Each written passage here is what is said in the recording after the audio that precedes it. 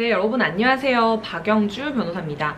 여러분, 제가 이혼 상담을 굉장히 많이 하잖아요. 이혼 상담을 하다 보면 내가 저런 행동은 결혼해서는 절대 하면 안 되겠다 이런 생각이 들어요. 결혼한 부부가 아무리 가족이라고 해도 서로 생각하는 게 굉장히 다르거든요. 이 사람은 별거 아니겠거니 했던 행동이나 말이 상대방에겐 굉장히 치명적인 상처를 줘서 이 관계가 회복이 되지 못하게 되는 그런 경우도 있고요. 결혼을 해서 내가 어떤 행동을 했을 때 상대방이 정말 상처를 받고 이 관계가 끝날 수도 있겠구나라고 알고 하는 거하고 모르고 하는 건 되게 다르잖아요. 그런데 제가 상담을 하다 보면 아니 이거는 당연히 이혼 사유고 이 사람이 견디고 참을 수 있는 부분이 아닌데 이 사람은 도대체 어떤 생각으로 이런 행동을 했던 걸까? 참 안타깝다 이렇게 생각이 들 때가 있거든요. 제가 이혼 사건을 하면서 이혼을 하게 됐던 결정적인 계기들을 쭉 정리를 해왔어요. 여러분들에게 한번 말씀을 드려볼 테니까 이건 좀 당연한 것 같은데 라고 생각하시는 게 있을 수 있고, 아니면 이런 거 때문에도 이혼을 하는구나, 내가 결혼하면 이런 건 진짜 조심해야겠다 이렇게 생각하시는 게 있을 것 같아서 한번 쭉 정리를 해왔으니까요. 여러분들 같이 듣고 의견 나눠보도록 할게요. 첫 번째는 바람인데요. 여러분, 바람 피는 거 당연히 이거 이혼 사유 아니야? 너무 뻔해 이렇게 생각할 수 있는데, 바람 피는 사람의 오히려 심리를 보면요, 바람을 피다가 걸렸을 때 정말 내가 잘못했다, 다신 안 하겠다 하고 비는 경우가 훨씬 더 많아요. 내가 바람을 피다 걸려서 이 사람하고 이혼을 해야겠다라고 생각하는 사람은 생각보다 많지 않았습니다. 안 걸릴 거라고 생각을 하거나 아니면 걸려도 용서를 받을 수 있을 거라고 생각을 하고 바람을 피는 경우가 많다는 거죠. 그런데 바람이라는 거는 우선은 재판으로 갔을 때 무조건 이혼 사유가 되고요. 나에게 혹시 그런 유혹이 왔을 때 여러분들 이게 걸렸을 때 난 이 사람과의 결혼 생활이 끝날 수 있다라는 거를 분명히 알고 내가 그만큼의 리스크를 떠안을 만큼의 지금 이런 바람이나 외도, 불륜 같은 걸 할 이유가 있는지를 진짜 진지하게 한번 생각을 해보셨으면 좋겠다는 생각이 들더라고요. 그리고 우리가 뻔히 이야기하는 것들은 재판에서도 항상 드러나게 되는데요. 바람은 안 핀 사람은 없어도 한 번 핀 사람은 없다. 용서해주면 계속 피게 되는 게 바람이다. 왜냐면 이건 습관이거든요. 한 사람이 사회생활 굉장히 활발하게 하고 외모 관리가 잘 되어 있는 경우, 돈을 잘 못 벌다가 갑자기 큰 돈이 생기게 된 그런 경우에 바람의 유혹이 많다라는 게 좀 확인이 됐습니다. 두 번째, 폭행. 당연히 부부 사이의 폭력은 이혼 사유에 해당하지 이렇게 생각을 하실 수 있는데요. 문제는 이게 처가 시댁으로 확대가 됐을 때는 장인어른이 자기 딸한테 부부싸움 했다는 이야기를 듣고 사위를 불러요. 그래서 잠깐 와서 이야기를 하자 해서 이야기를 하다가 거기에서 화를 못 참고 때리는 경우가 있거나 혹은 그 반대일 수도 있겠죠. 근데 이런 경우에는 어른이 아랫사람을 혼을 내는 과정에서 다소 폭력적인 부분이 들어갔기 때문에 이런 부분은 사회통념상 어느 정도 용인이 될 수 있는 거 아니야? 이렇게 생각을 하시는 경우가 다소 있더라고요. 상대방의 직계 존속으로부터 부당한 대우를 받았을 때는 이혼 사유가 된다라고 되어 있거든요. 문제는 이렇게 폭력을 당한 사람이 이제 남편이든 아내이든 간에 엄청난 트라우마가 생겨서 그 관계가 예전처럼 회복되기가 어렵다는 거예요. 가족으로 평생 동안 얼굴을 맞대고 살아야 되는 사람인데 이 정도의 상처를 가지고 부부로 산다는 게 얼마나 힘들겠어요. 윗사람이 아랫사람을 다그친다는 문제가 아니라 엄연히 폭력이고 폭행이라는 거를 저번 영상에서도 말씀드렸던 스킨십의 문제, 이거는 정답이 있는 건 아니거든요. 그래서 서로 성욕이 없다거나 서로 성욕이 많다거나 하는 경우에는 특별하게 문제가 되진 않는데요. 한 명은 성욕이 많고 한 명은 성욕이 없다 하면 이건 100% 문제가 됩니다. 오히려 성욕이 없는 사람은 스트레스를 받지 않고 이 관계를 유지할 수가 있는데, 성욕이 더 높은 사람은 이 사람이 받아주지 않다 보니까 자존감에도 문제가 생기고 결국에는 바람을 피게 되는 문제까지 가는 경우가 많았기 때문에 이런 부분은 부부 사이에서 합치가 돼야 되는 정말 큰 문제 중에 하나라고 볼 수 있어요. 관리의 영역인데요. 부부가 둘 다 관리가 안 돼서 살이 10kg씩 쪘어요.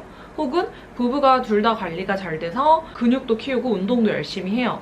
이런 경우 문제가 안 돼요. 문제가 되는 경우는 한 명은 계속해서 관리를 해서 날씬하고 결혼하기 전과 똑같은 몸매를 유지하고 있는데 한 명은 전혀 운동을 하지 않아서 살이 많이 찐 그런 경우에는 스킨십과 관련해서 관리가 잘 된 사람이 스트레스를 받고 불만이 생길 수밖에 없습니다. 이런 경우에는 결국에 둘 중에 한 명이 맞춰줘야 되는데 맞춰지지 않으면 스킨십으로 인해서 부부 사이에 갈등이 생기고 이혼에 이를 수 있게 되는 경우가 많았습니다. 돈이나 사회적인 지위에서 격차가 발생하는 경우입니다. 이게 격차가 커지게 되면서 사회생활 하면서 만나는 무리도 달라지고 대화도 안 통하고 이렇게 되다 보면 어느 순간 스킨십이 하고 싶지 않아 하면서 결국 스킨십 갈등으로까지 이어지게 되는 경우가 많았습니다. 취미생활이 다른 경우, 한 명은 뭐 테니스, 골프, 등산, 뭐 춤 다양하게 혼자서 어떤 취미생활에 빠져 있을 때 상대방하고 보내는 시간이 줄어들고 대화할 수 있는 사유들이 줄어들기 때문에 이게 결국에 부부 사이의 갈등의 문제가 되는 경우가 있고요. 안에서 하는 취미생활이 문제가 되는 경우도 있어요. 혼자서 하는 취미, 예를 들어 뭐 레고를 조립한다거나 이렇게 혼자서 시간을 계속 보낼 수 있는 취미생활 하면은 다른 사람이 외롭다는 생각을 하게 되고요. 시간을 결국 혼자만 보내고 있다 보니까 이혼에 씨앗이 되는 경우가 있습니다.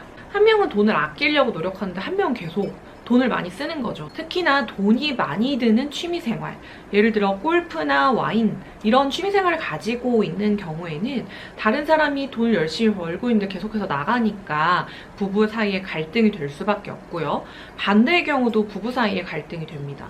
한 명이 너무 지나치게 돈을 안 쓰는 거예요. 사람이 살아가면서 기본적으로 써야 되는 돈이 있죠. 커피 한 잔 마셔야 되고 어디 가서 밥 한 번 사줘야 되는데 이런 돈마저도 억압하고 못 쓰게 하게 되는 경우에는 갈등으로 번지게 되는 경우가 많습니다. 비교하는 거, 우리가 결혼을 하면은 라이프 스타일이 비슷해지게 되잖아요. 결혼을 해서 임신을 해서 아이를 키운다는 기본적인 라이프 생활이 비슷해지기 때문에 나의 삶과 내 친구의 삶이 어떤지 딱 한눈에 보이게 되죠. 내 친구는 이렇게 살던데 왜 우리 집에 이렇게 못해? 하면서 무시하는 발언을 하게 되는 경우가 있는데요. 집안에서 가장의 역할을 하고 밖에 나가서 돈을 많이 벌어와야 되는 역할을 하는 사람이 이렇게 무시하는 말을 듣게 되고 비교하는 말을 듣게 될 경우에는 열심히 내가 살아야겠다라는 원동력이 생기지 않기 때문에 이게 좌절감으로 바뀌게 되고 결국에는 이혼에 이르게 되는 경우가 많았습니다. 상대방의 본질을 이해하지 못하는 거. 결혼을 하고 나서 24시간 부대끼고 살면서 그 부분이 스트레스로 다가오면 하지 말라고 하면서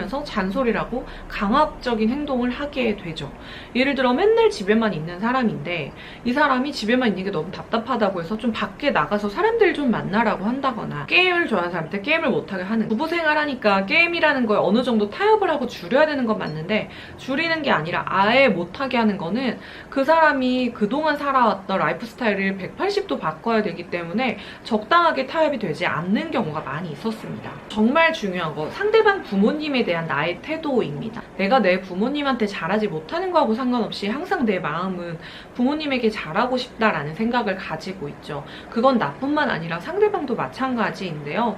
내가 상대방 부모에게 어떤 막말을 하거나 무시하는 행동을 하는 거는 상대방에게 정말 크나큰 상처가 됩니다. 20년, 30년 함께 산 부부라고 하더라도 상대방 부모님에게 큰 상처를 줬던 어떤 하나의 사건으로 트라우마가 생기고 신뢰관계가 깨져서 이혼을 하게 되는 경우도 많이 있거든요. 내가 가깝다고 생각해서 편하게 하는 게 아니라 어느 정도 불편하다는 걸 알고 귀하게 생각하는 그런 태도가 필요하다라는 생각을 하게 됐습니다. 나의 부모님이 상대방에게 상처를 주는 거 역시 상대방에게 굉장한 트라우마가 되고 잊혀지지 않는 상처가 되기 때문에 서로 어려워하고 귀한 줄 아는 그런 마음가짐이 필요하다는 생각을 하게 됐습니다. 제가 이혼 소송을 하면서 결혼하면서 이런 게 굉장히 트리거가 돼서 이혼이 될 수도 있겠다라는 점들을 정리를 해봤고요.